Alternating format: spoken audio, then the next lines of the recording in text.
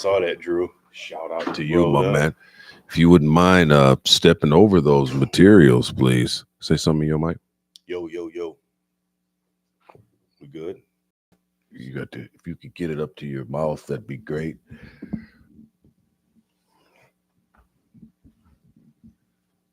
Let's get it together. Good job, boy. Thanks, servant. You were scared. Yeah. Act like that's Greg. Get your mouth up on that, all right? All right, say something. Yo. One more. Check, check.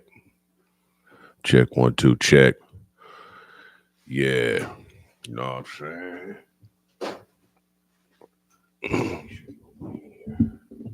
Oh yeah.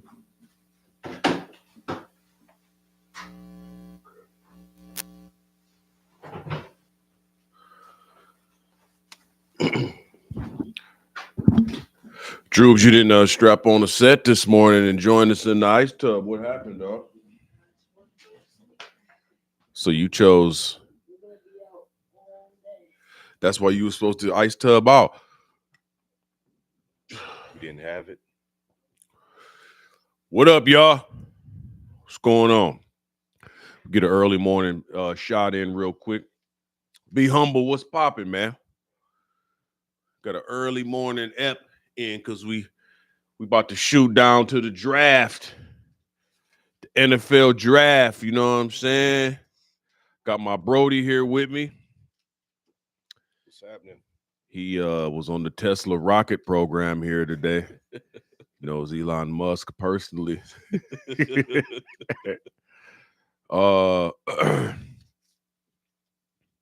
What you think this means for the city right now, man? The NFL draft.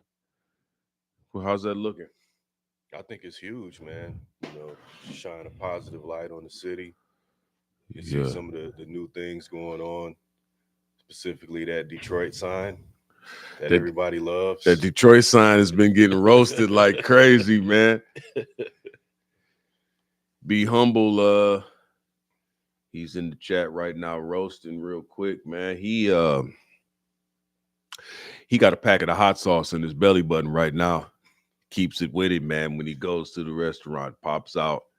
Like that's an interesting storage place for your hot sauce, my man. Yeah, it's pretty huge for the city. It's crazy, you know. The other day I noticed that the TGI Fridays is like and went out of business. Like the pandemic has shut down so many restaurants. Like Red Lobster just filed for Chapter 11 bankruptcy. Yeah, dog. I saw that. That's crazy.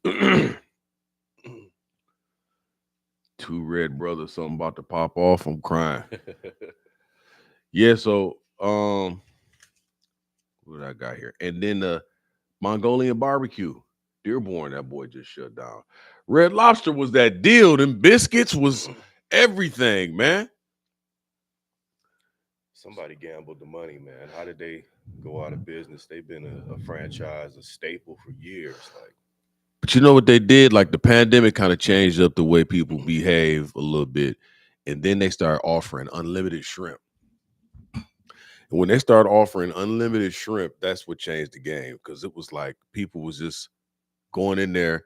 I think you pay like $15, $14 or something, and you could just eat shrimp that forever. was me. That was sure. you. Go in there, get an endless shrimp deal, and you're not supposed to take it to go. So we finesse the waiters and all of that to get the endless shrimp to go. Like, Yeah. I would hit endless shrimp so hard. So I guess I'm a part of the reason why they going. You were part of the problem, dog. You was in there.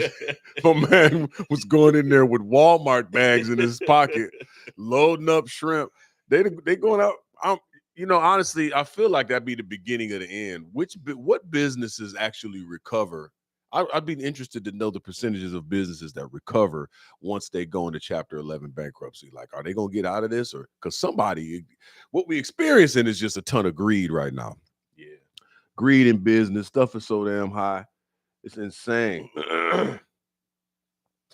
What's going on with I want to touch on this too, man. Everybody, we talked about this yesterday. Everybody going in on Drake. Do you feel like it's 20 versus 1 on Drake or what? Oh yeah, everybody's teaming up against him. I'm loving it. I wish it was just Kendrick and Drake and everybody else would get out of the picture, because that's what, we all really want to see. Right. Them two go at it.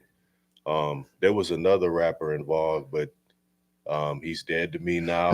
Yeah. That other guy, I think his last name is Cole. Yeah. He chose to bow out. Gay Cole. Yeah. And I actually got on you and Lynn's head about it, because y'all was defending this is great. It's great music. Who was the one telling y'all that he was soft the entire time? Yeah, you did call it. You called it. I said, man, I'm telling you, this is weak. Man, you crazy. And then my man came out and apologized. I couldn't believe it. He bowed out. How do you apologize to somebody that cooked you on record?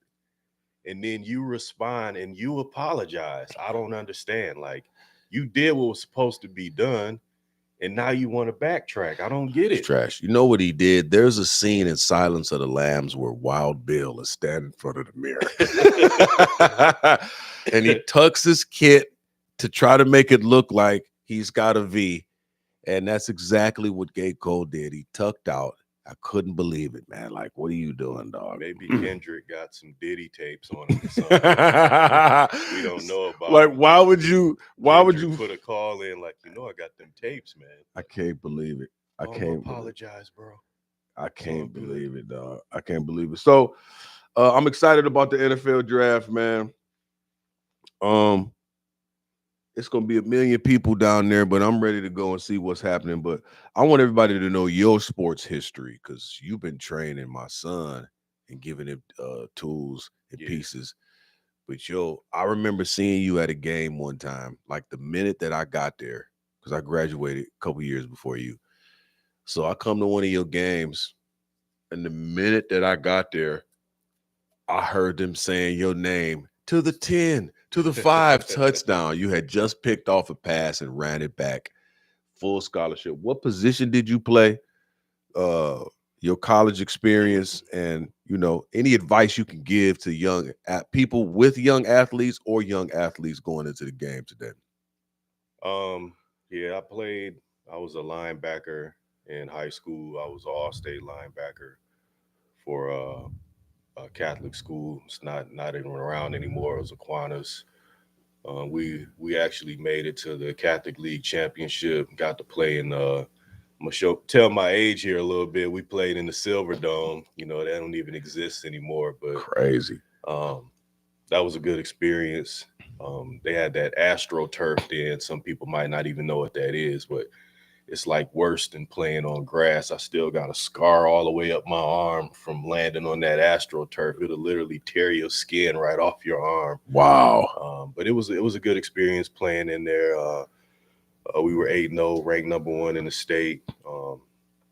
After high school, I went on to play in college. I was recruited as a linebacker out of high school. Had a lot of offers.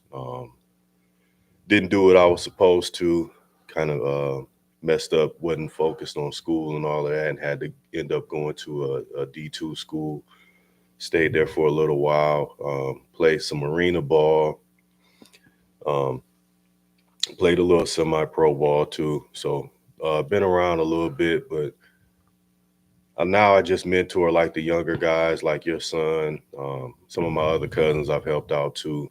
Just help them with the fundamentals of the game. Help them to make the better choices, the things that I didn't do when I was in high school, focusing on the right things like grades and, things that really matter when you're trying to get to that next level. Just staying focused and honing your craft and getting yourself together and putting yourself in the best position to be the best version of you. Yeah.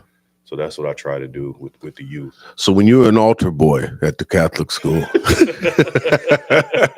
did you experience anything that we need to know about? Because there's a lot of lawsuits out, man. I don't know if you was getting taken care of out there.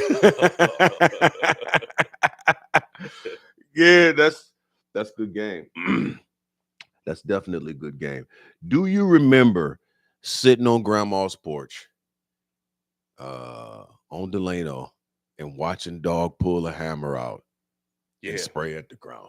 Yeah, he had a full conversation. He got in a confrontation with somebody that didn't exist. He's going back and forth with nobody. And I just remember him pulling the pistol out and shooting at the ground. Like, and then he stood there, right, talked some more, and then walked off. I'm like, what's going on here? man, look. But the funniest thing, though, and I don't know if you remember, is he woke up in the ditch across the street. Yes. He got up out of the ditch. Yes. Sleeping in the ditch, and then walked in front of grandma. That's what I was just about to say, because when I remember the story, like, listen, we spent a lot of time at our grandparents' house, man, while our parents was at work, blah, blah, blah. So we sitting on my grandmother's porch, Romulus, back in the day, this 80s. This dude, he wakes up out of the ditch, stumbles over, looks over at another area in the ditch. He's having a complete argument with an invisible man. Shouting match. And in his mind, the dude was shouting back at him like, what? What? Dude pulls a strap out and just starts blasting at the ground, and then looked to make sure that this invisible target was unalive, and then put the strap back in his pocket and stumbled off. And the whole time, remember, grandma just sat there like, look at this. Yeah. N-word. Look at him. Just called his family. Like, it was nothing. Like, I couldn't believe just a straight up revolver. It had to be like I don't know what that boy was, man, a Magnum or something, but he just squoze at the ground. No police came or nothing. Nothing. It's like a regular day. It was crazy. That was wild. Watching old boy popping off at the ground. I got these funny memories too that I was thinking about the other day. Remember when dog, I won't say his last name, but I'll say his first name, Brandon. We went to the drive-in to see Batman. This is Batman, Michael Keaton Batman. And then, like, at that time, it was a drive-in on Michigan Ave in Wayne. It's where the Ford plant is now, but it used to be a drive-in. So we went to see Batman. It was 2 movies playing. And in between the movies was an intermission. And Brandon was told his mom, hey, I got to go to the bathroom. We go to the bathroom, and as soon as we go in, dog pulls his pants down and drops a turd in the middle of the floor in the bathroom. Oh, man. I'm talking about a super long snake in the middle of the floor, and then pulled his pants up and ran out. And I got so many questions when I think about it afterwards. Like, first off, dog didn't wipe. Oh, man. He didn't wash his hands. That's disgusting. At all. Do you remember that? No. You wasn't there? I was there. I don't remember that. Maybe I just blocked it out of my mind. My man laid down a curly strip on the ground and didn't wipe out. And I remember seeing him at the class reunion. I was like, dog, remember when you you know what I'm saying? You squoze out on the ground. That back for him? I ran it back. You know what dog told me? Man, that was the 90s, man. I said, he what? It up to that. So I have to give you a pass for taking the crap on the ground because that was the 90s? What if that's the answer for everything? Like, anytime somebody come to you, like, remember that time you got stomped out at the club? Like, yep, man, that was the 90s. Like, that ain't happening no more. That was the 90s, man. You know what I'm saying? Yeah, so I'm pretty excited about this draft. You know what I'm saying? I'm pretty excited about what today looks like. We get ready to go downtown and hang out, have a good time. The city has changed, though. It don't look like when we used to go down Belle Isle, hang out. That's why we never really went to Freaknik. We didn't have to, because every summer it was all of these festivals, Hart Plaza, free festivals. Yeah. Summer Jam used to be free. Yep. All these festivals all summer. You pull up on Jefferson going downtown, we would see a row of brake lights. That's how we knew it was about to be popping. Jefferson, Belle Isle. It ain't like that no more. They talk about the Freaknik and made a movie about it and all of that, but that was every weekend on Belle Isle. Like the Freaknik only happened, once a year or whatever, but every weekend on Belle Isle was like Freaknik. It was wild. Remember going down there in the drop top, dog? Oh, yeah. I had an all white Delta 75, white interior on some rims, 15s in the trunk, going downtown. It was like a movie every weekend. Or whenever it was sunny, top drop downtown. I get to the point, everybody was calling me, man, you going downtown in the drop this weekend? Yeah. Down there, it was, I wish we would have had a camera. Actually, I got footage of you rapping on Belle Isle. I think I sent it to you. Oh yeah, yeah. I was like 17. Man, Yeah. rapping Like on a freestyle battle or something right on Belle Isle. yeah, we didn't Actually, even they need. had a battle going on. I just barged into it. But it was like a whole battle going on. That's what was wild about that time. Like, oh, it was the 90s, man. Yeah. We down there in the drop. My brother sees a rap battle, like, hey, hold on, what's going on over there? Barges into the whole battle, pushes everybody out, gets the mic from dog, and then the video is all these people trying to get the mic from him, and he pushing them all off, like, no, y'all go get these bars. Like, man, I couldn't spit. I'm just in the background. All you see is me. I'm lit in the background doing this. That's all I had. Yeah, go.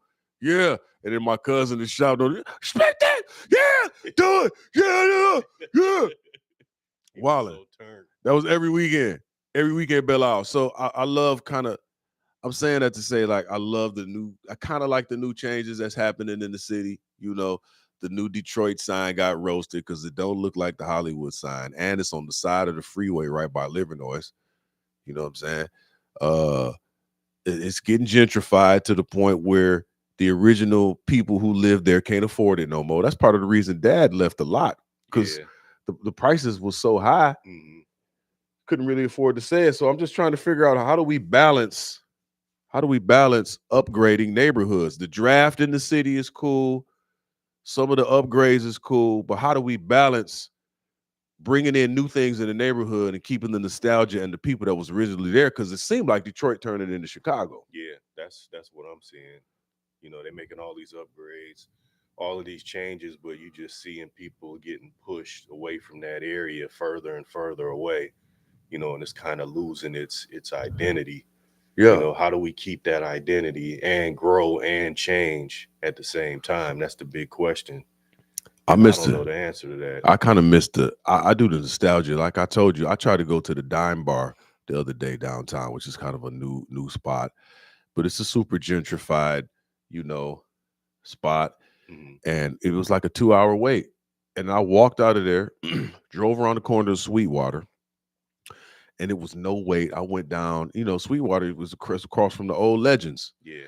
Went down there, had a drink, had some food. It's like the old city spots that we know is still kind of tucked away gems, but all these new spots that's on Yelp and everything is so many people coming down to the city now that's like that probably ain't been down there in 20, 30 years, and it's just packed. And it's kind of making it like, man, I ain't got nowhere to park now. I don't know. The whole city look different. And then now they behaving and looking at us like, what are you doing down here? Right.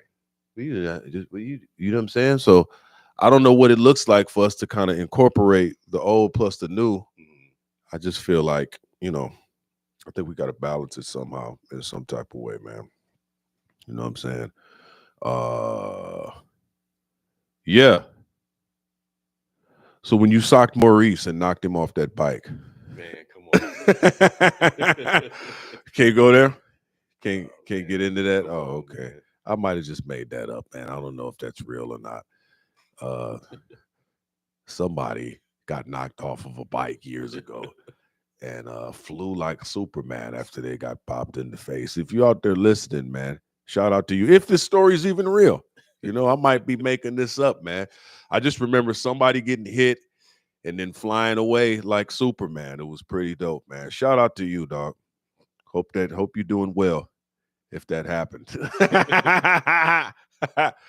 Anything you want to say closing out, man? This is just a quick little piece, man, before we shoot down to the draft. Man, shout out to the Lions, man. People that know me know, like, I washed my hands with the Lions 6 years ago. Yeah, like, you did. I moved away. I was done with them. But before I said I was done with them, I said, listen, I will come back to the Lions if they win the division and win a playoff game. That was the bar I set.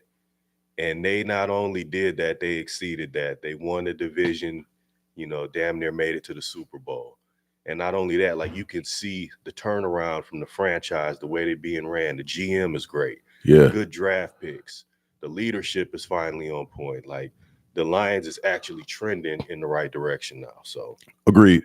I'm back on board. You back on board? And if anybody's got a problem with it, too bad. Because I was a Lions fan for 30 plus years, Yeah. I can leave. It's like when you got a baby mama or something, you want to go back. You can go back when you want. Yeah. They're my baby mama, Yeah, I feel that. I can still slide in whenever I want. You could I don't care who's got a problem with it. Man, that kind of sounds like that Corey Holcomb joke. He said, how many of y'all still sleep with your baby mama when you visit your kids? He said, I don't spend no time with my kids really at all. He said he went to the house, saw his son like, hey, little man, let me see you dance. All right, I'm going to go in here with your mama for a little while. Yeah, I feel you hated the Lions, man. I'll never forget. Remember that season they didn't win a game? Oh yeah. Man, this dude, man, Larry Morris, I'll never forget, man. He went to school with Uncle Chip, Nana, and all of that, mom and all that. He said, Charlie, I got a joke for you. Knock, knock. I was like, who's there? He said, Owen. I said, Owen who? He said, 0-8. That's the Lions right now. The Lions was trash. I'll never forget. The last time we was rooting for the Lions was Barry Sanders out there, and that's when Dad almost knocked somebody's head off at the game. Silverdome was wild. People would throw hands in the Silverdome at any time. Silverdome was crazy. Wild place. Silverdome was crazy.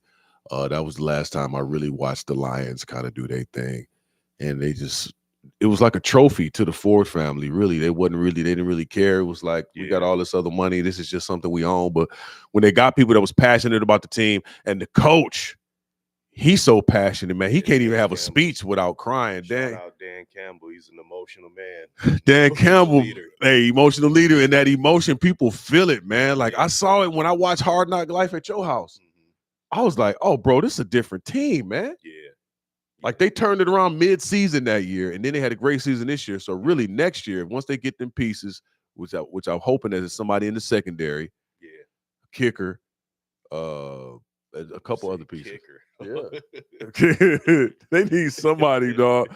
Why was he going on fourth down all the time? Was it like because he didn't trust his kicker or what? Because people don't expect you to be that crazy. He's insane. They literally scared of this dude. Like, what's he gonna do? He'll go for it on 4th and 15 from the 1 yard line. I like that. That's something wild. That's how I play video games, dog. I'm like 4th and 48. I'm going for it on the 1 yard line. Like, let's go.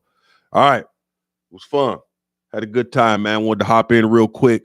You know what I'm saying? Hopefully y'all just watch this during the day. Check out the website, iamcharlienewhart.com. We got in the ice tub this morning. Got it in. I did 60 seconds for the record. My brother here, my younger brother, he only did 30 because he's got small hands. Yeah, whatever. You know what I'm saying? If he had bigger hands and he check it out. No sound. All right, man. I love y'all because I love myself.